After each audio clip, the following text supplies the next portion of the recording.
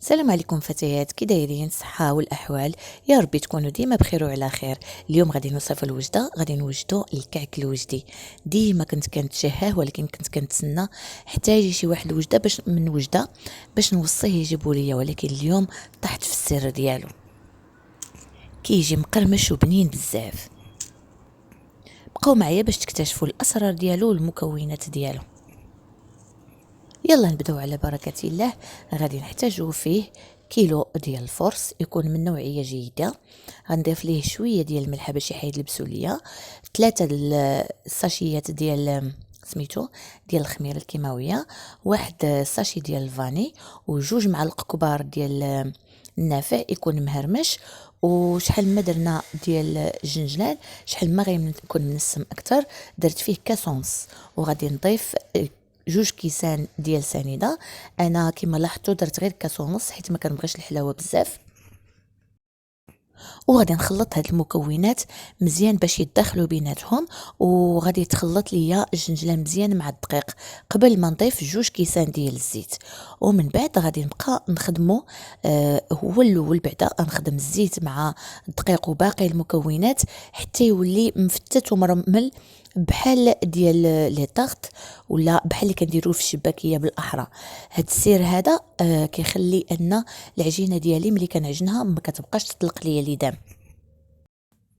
كان سبق ليا خدمت الكعك، ولكن ما خدمتوش بهذه الطريقه هذه، ما خدمتوش مزيان في الاول وزدت الماء مباشره، ولكن عذبني في الاخر. كان وانا كنحربلو بدا كيتشقق ليا، ما صدقش ليا حتى طحت على هذه الفكره. صافي ما بقيتش كنعاني من هذه المساله. بقاو معايا، غادي نبدل الماعون اللي غادي نخلط فيه باش نخدم براحتي، حيت هذا كان مضيق شويه.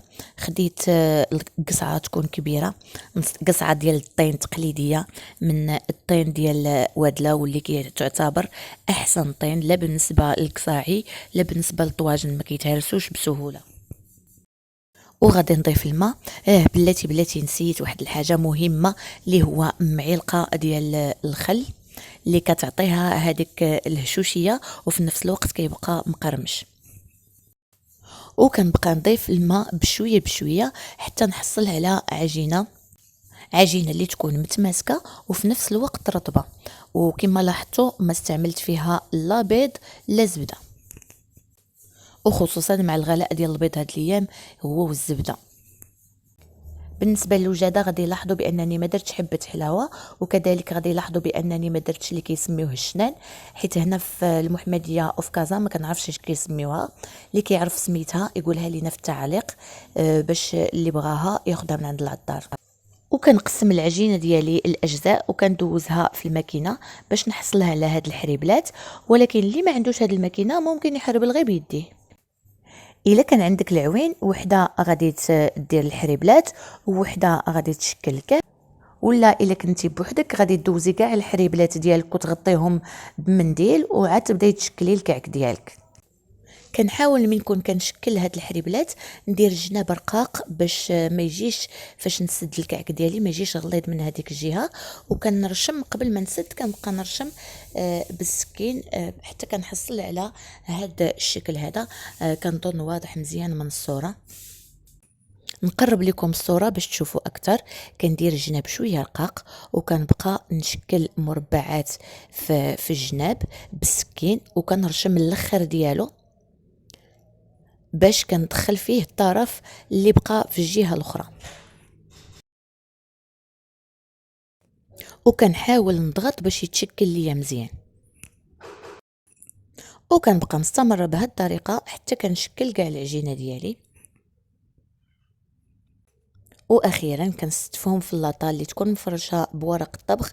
من الاحسن ورق الطبخ احسن من الدهين، لانه كيكون حساس للدغيه كيتهرس. وكندهنو بالبيض اللي درت فيه شويه ديال الخل، وممكن كذلك ندير فيه شويه ديال القهوه سريعه الذوبان، وكنرش عليها شويه ديال الجنجلان. وكندخلو الفران اللي يكون ساخن وكنراقبوه حتى كيطيب وكيتحمر. وكنحصل على هاد النتيجه اللي كيعطيني كعك مقرمش وغايه في اللذه، وكيبقى مقرمش مده طويله. ممكن تسمعوا الصوت ديال القرمشه ديالو. وصلنا لاخر الفيديو. دمتم في رعاية الله وشكرا على المتابعة، والى فيديو قادم.